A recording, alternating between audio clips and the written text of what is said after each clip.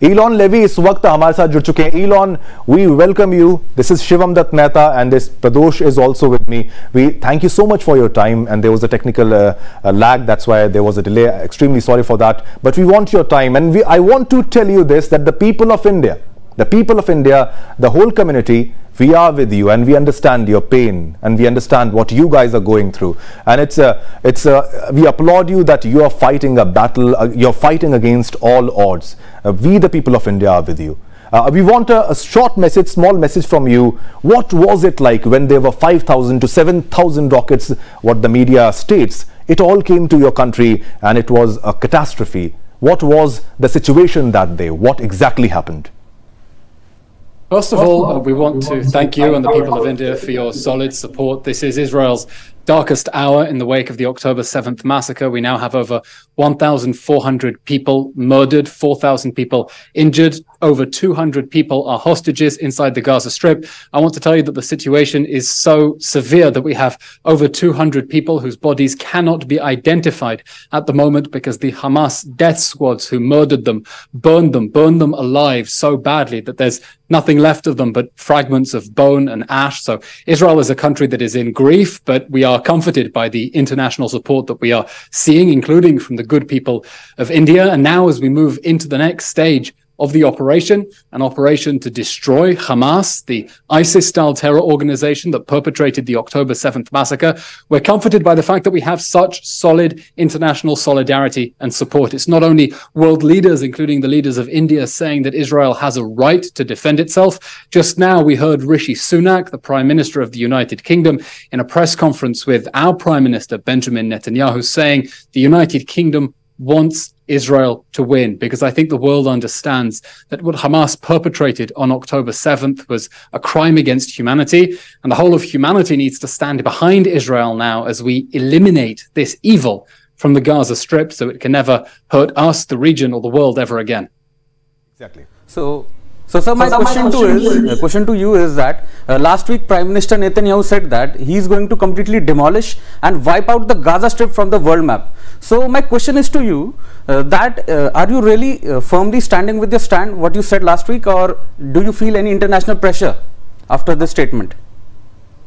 Israel feels a warm embrace of support from the international community. We saw it from the visit from the President of the United States just yesterday here in Israel, an almost unprecedented visit by the leader of the free world to an active war zone, a place where the United States is not fighting. The only other example is Ukraine. The President made it very clear that the US Army will make sure that Israel has all the tools and the weapons it needs to continue with its fight against Hamas and this barbarous ISIS-style terrorism. We have the solid support of the United States, two battle carrier groups coming to the Middle East as well to deter any other actors that might be thinking of entering. And from the Chancellor of Germany and the Prime Minister of Britain, we know that the free world is standing behind us and that it's time to destroy Hamas. Perhaps that is something that should have been done before, but the battle to destroy Hamas is something that we are determined to do. It's a war we're determined to win, and it's a war in which we know that we have the whole free world behind us.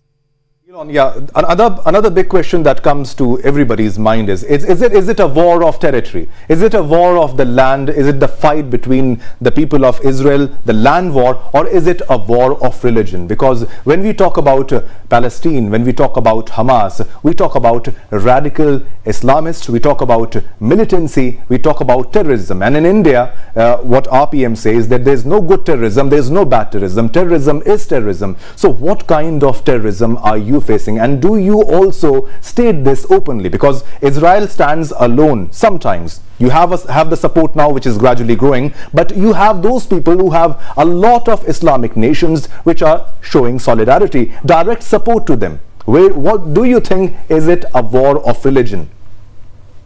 That's a very important statement. Terrorism is terrorism. And I can say that we have been appalled to see so many in the international media refusing to call Hamas out for the clear terrorism. You know, when you're talking about death squads going into people's homes, burning people alive, tying them up, torturing them, dismembering them, reports of children having their eyes gouged out before they were shot and burned. There is no other way to describe this other than terrorism. And it is, in the case of Hamas, a radical Islamist group that shares an ideology with ISIS, a terrorism motivated by a twisted, violent form of religion that we and people of peace around the world clearly reject. And it's important to make clear this is terrorism, it is barbarism, it is savagery, it is inhumanity, it is completely unacceptable. And we know that our friends and allies around the world understand the threat that Israel is facing and that there must be absolutely no tolerance for this kind of religiously inspired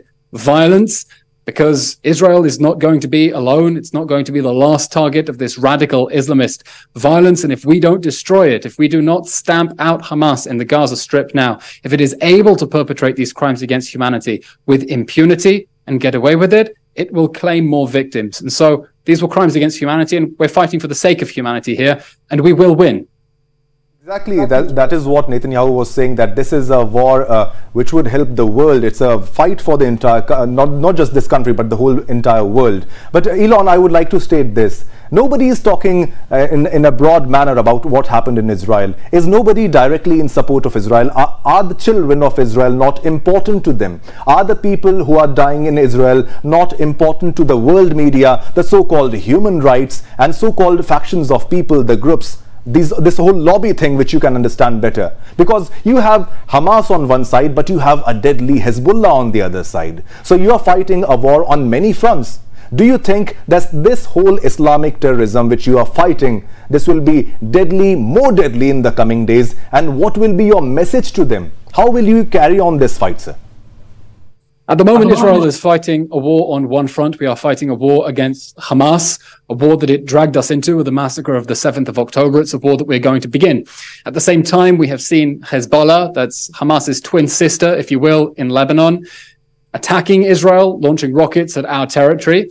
And we've been clear that if Hezbollah, backed by Iran, drags us into a full-scale war, we are ready to fight a war on two fronts, and we will win that war.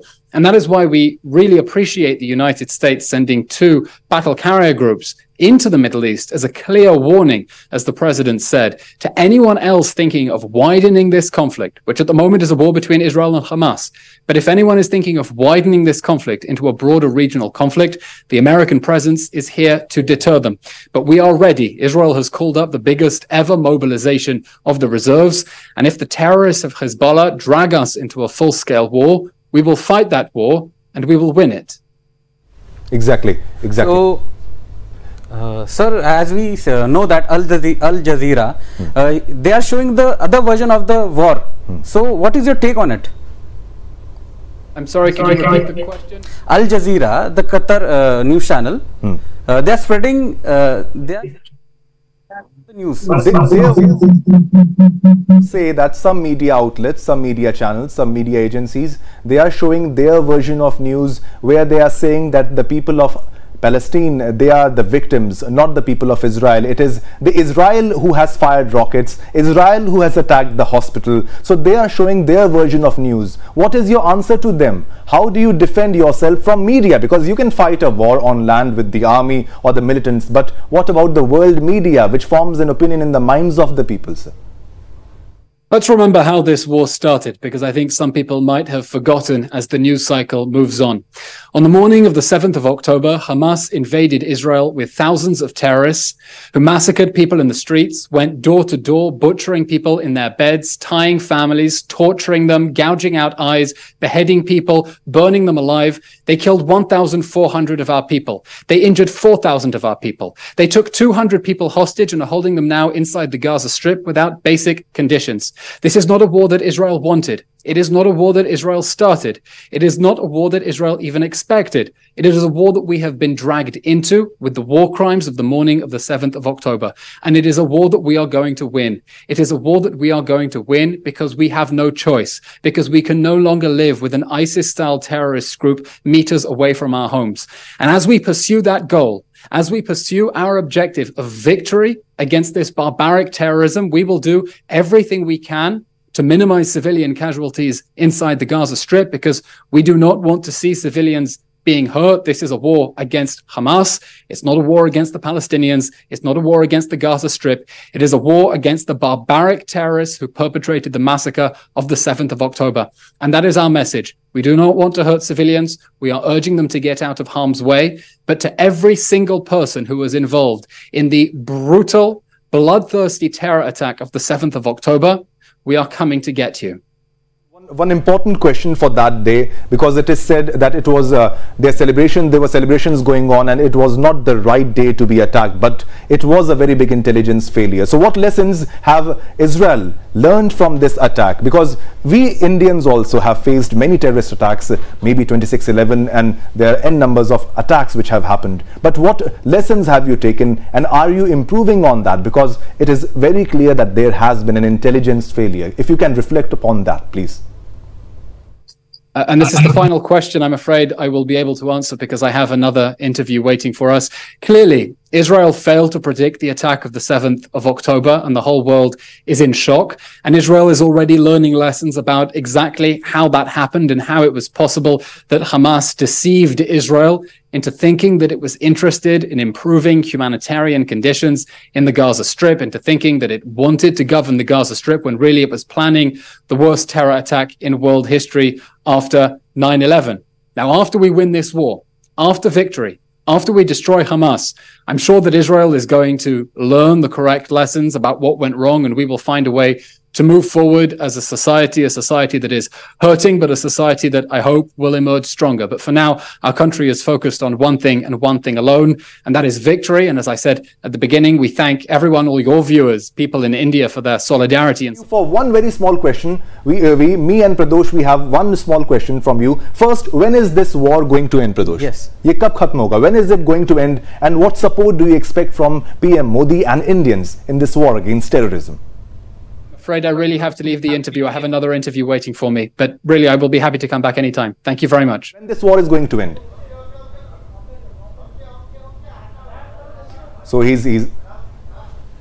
So here हमारे साथ अंग्रेजी में interview करना हमें पड़ा क्योंकि वो Elon हमारे साथ इस वक्त जुड़ रहे थे तेल अवीव से। आपने देखा किस तरीके से एक युद्ध जिसका सामना इजराइल इस वक्त वहां पर कर रहा था। तो आप ये देखिए, प्रवक्ता हमारे साथ जुड़े पीएमओ ऑफिस से जंग के बारे में एक सटीक जो बयान आपको किसी ने अगर दिया होगा, इससे सटीक बयानबाजी और इसके सटीक जो बातें कोई आपको बता सकता है, इससे ज्यादा महत्वपूर्ण कोई व्यक्ति मुझे नहीं लगता हो सकता है। तो उन्होंने बताया किस तरीके से जब ये जंग खत्म हो जाएगी, तो हमने ये सवाल पूछा, हमने 7 सवाल पूछे कि क्या इंटेलिजेंस फेलियर हुआ था। सवाल तो हमारे पास बहुत थे, लेकिन इस सवाल का जवाब उन्होंने ये दिया कि जब जंग खत्म हो जाएगी, जब युद्ध खत्म हो जाएगा, उसके बाद ये सोचा जाएगा कि गलती कहां पे थी, क्यों प्रतोष। ये बात, इसी को तो समझने की हमारी पूरी कोशिश थी।